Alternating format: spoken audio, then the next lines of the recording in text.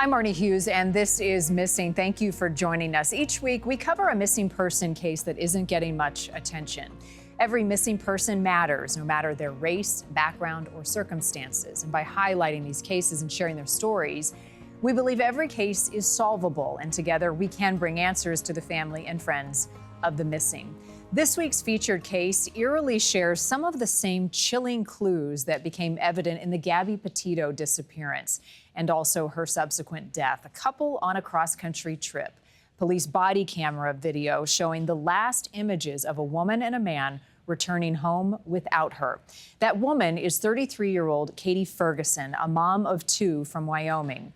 Missing now for 2 years, and that body cam footage could provide crucial information about what happened to Katie. How you guys doing? Oh, okay. What you guys up to? You know. Coming up, a closer look at Katie's disappearance and where that boyfriend is now.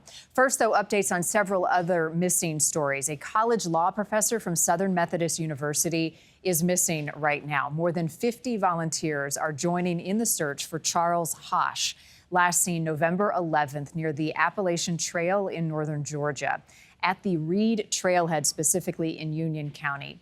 Hosh is 67 years old. A post from the law firm that he co-founded indicates that he was coming down from the top of Blood Mountain when he was last seen. They say Hosh is a creature of habit, and they believe he intended to hike down but likely lost his way or became disoriented. A hiker reported meeting Charles on that mountain the day he disappeared. He is a Harvard graduate, an Eagle Scout volunteer, and teaches Sunday school. As recently as November 13th, federal and local investigators paid a visit to a location in Tennessee looking for clues in Summer Wells' disappearance. Summer has been missing now for more than 4 years. Agents with the sheriff's office, along with the Tennessee Bureau of Investigation and the FBI, were spotted along the 3500 block of Van Hill Road in Greenville, Tennessee, following up on a potential lead in the case. That location is about 10 miles from Summer Wells' family home. Agents did not say what they found or who they talked to, but they do say this case is still active, and there is an Amber Alert still in the case for Summer. There have been no arrests and no charges in her disappearance.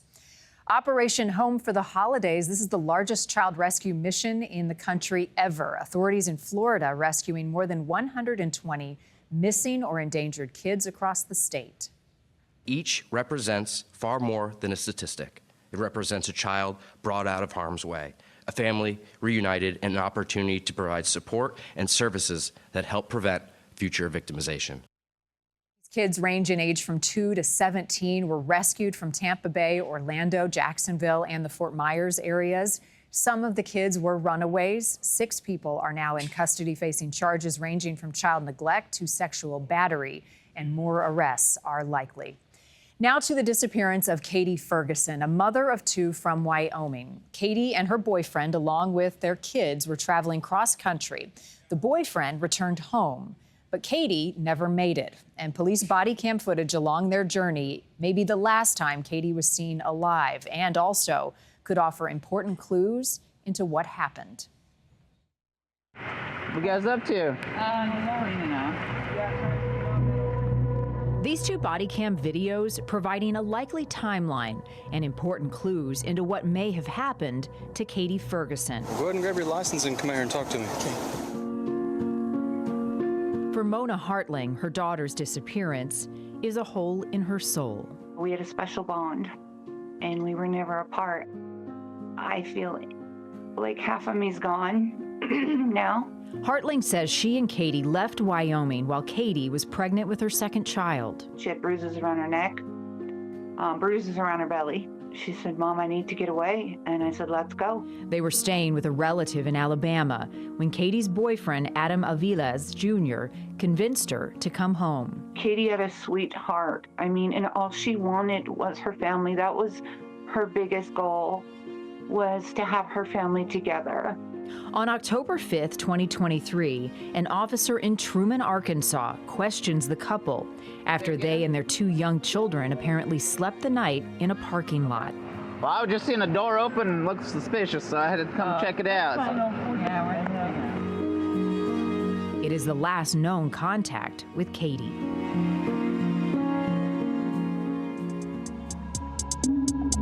The family was supposed to be heading back to Wyoming, but 4 days later, far off course, Aviles was pulled over in Texas. And their mom knows that you have the kids? Yep. And she's fine with that? Yes. Okay. The state trooper asked about the children's mother. Do you mind if I talk to her? Do you have her phone number? She doesn't have a phone. She doesn't have a phone? Be broken. There's no way I can get in touch with her? No, I can't get in touch with her either. Hartling says if you look closely, you can see a bullet hole in the passenger seat with all their clothes piled up to hide evidence. And on the outside of the passenger door, tape over a bullet hole. If the police would have just searched, all the evidence was there. After several days of not being able to reach Katie, Hartling called Adam's mother in Wyoming. And she said, well, Adam's back and the kids, but Katie's not here. And that's when I knew. My heart dropped into my stomach. I knew she was gone. Adam's Dodge Durango was found abandoned several days later in a desolate area outside Cody, known as the Oregon Basin. According to an affidavit, investigators smelled putrefied blood. The front passenger seat was missing, and there were Clorox wipes inside the vehicle, along with a loaded magazine for a .45 caliber handgun. While they were investigating, they say Aviles approached the scene with a gas can and said he was there to fill the gas tank. He wasn't out of gas. They checked. He wasn't out of gas. He was going to torch the car. He was going to burn it and burn all the evidence. Aviles was charged and convicted for being a felon in possession of ammunition. We reached out to him for comment, but have not heard back.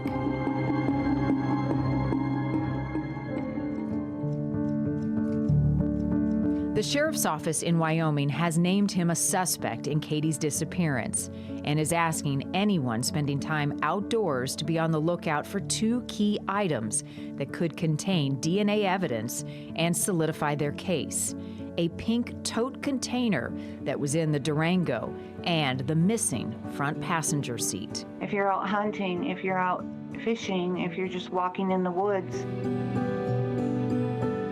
Hartling says police believe Katie was most likely killed somewhere between Little Rock and Gurdon, Arkansas. She hopes someone will remember seeing the family with their pet boxer or make the discovery that brings Katie home. without her remains being found, there's a piece of us missing. If we could have that piece of her coming home and full justice for her, it would make a huge difference. Joining us now is Stephanie Pratt. She's a podcaster who has covered this case extensively. Steph's Case Files is the podcast. Thank you for joining us. How did you first hear about this case and get involved? A friend of Mona's, the mother, sent me a message and said, I think that you need to take a look at this case. And when I did, my heart fell, and I knew that I had to help get her story out there. And what have you learned throughout the course of the investigation, and what stands out to you most about the chilling evidence? What I've learned most is that Adam knows exactly where Katie is. And look, when I got the video, the dash cam that you've seen there when he was pulled over in Texarkana, and I saw the bullet hole in the seat, I told Mona right away, something's wrong. She's not there. She is not in the car. So in addition to him messing up on where she was, telling the cops that she was in Alabama and then Arkansas, we feel like she was last seen in Arkansas, and that is where she came to her demise. He has been arrested and charged and is now behind bars for the ammunition charge. But why, Stephanie, do you think he hasn't been charged yet in the murder, given all that we see here?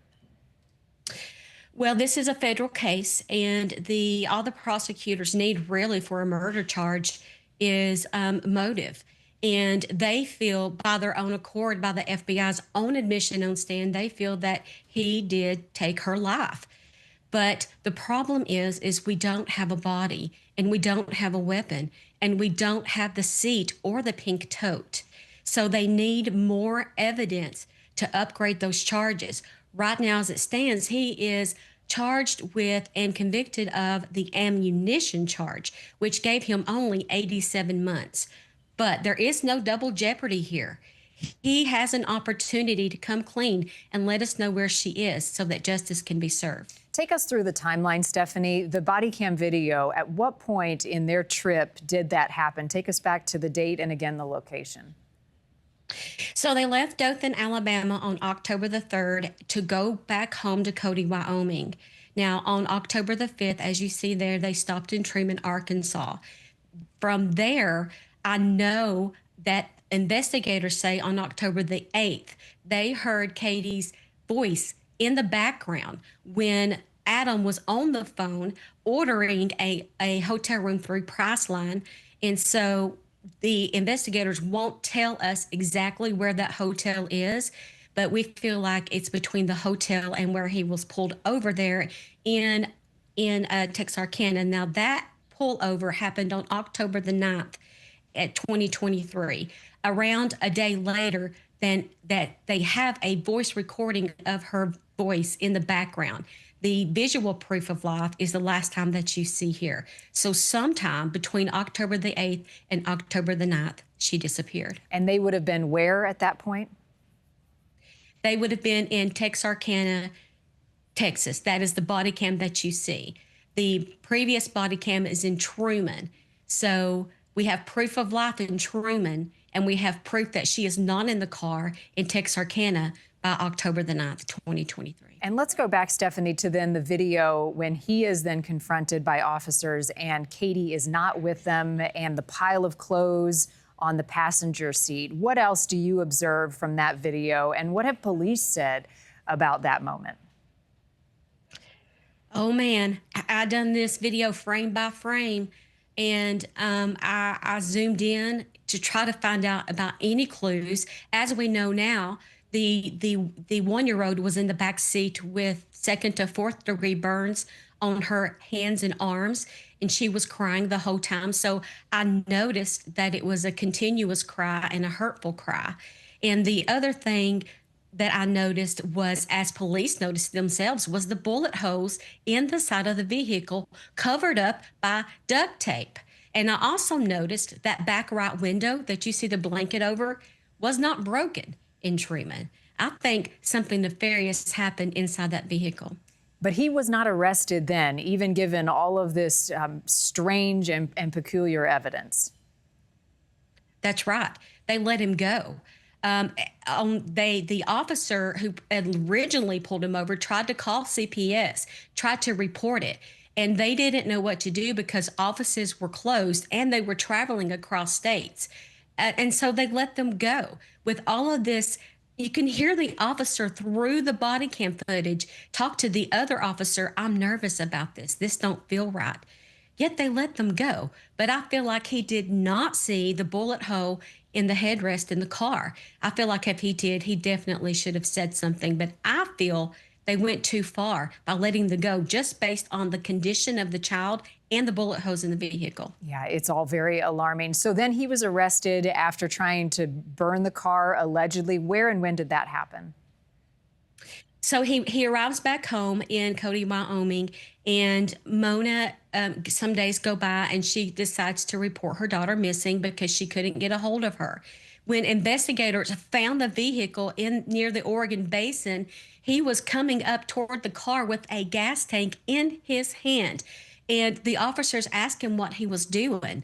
And he said that he ran out of gas and that he was coming to put gas in the vehicle. Yet, at that time, all the windows were covered with black garbage bags. Inside, they smelled the blood. They saw the Clorox wipes, and there was a positive pregnancy test inside the vehicle. And at that point, he is arrested. Where are the kids now, Stephanie, and how close have you been speaking and talking to the family? The children are with Adam's mother. From all accounting, Mona says that she's a great grandmother and she takes very well care of them. My problem is if we don't get this conviction on Adam and he gets out in 5 to 7 years, then he goes right back home to the children because he lived with mom and dad prior to this happening. And so there is a danger there. Yeah, which brings us to the public, and police and the sheriff in that county are asking for the public to look for certain items. Take us back through what they are trying to find in this case. They are trying to find, first and foremost, Katie Ferguson herself. He had gave several different versions of her running away, walking away, going to do a deal, in secret, and didn't come back. There are different versions. So first and foremost, her. Second, I would say the seat.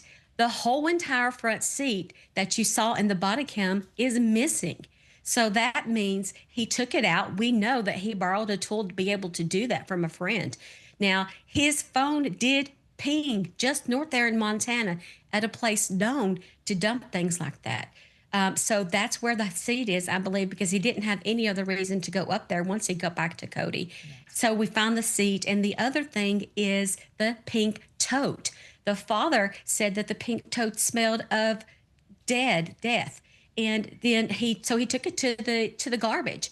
Well, Adam goes and gets the tote out of the bin, says this has DNA in it. Dad doesn't question. So now the pink tote is missing. We need to find that tote. Yeah, a lot of key evidence. And as you mentioned, first and foremost, trying to find Katie. As you've worked to this case, Stephanie, what have you learned about Katie as a daughter, as a mom, as a friend? Tell us about her personally. Oh my gosh. I think about Katie every single day. She was a daughter, a wonderful daughter, a good mother. We have circumstances in our life, but that doesn't stop the love for our children. And they will grow up missing her. And not to mention the 4-year-old that was probably traumatized by what she saw, since she told investigators Daddy accidentally hurt Mommy. They have to live with this for the rest of their life. They deserve closure. Mona deserves closure. And either way, Katie deserves to be brought home.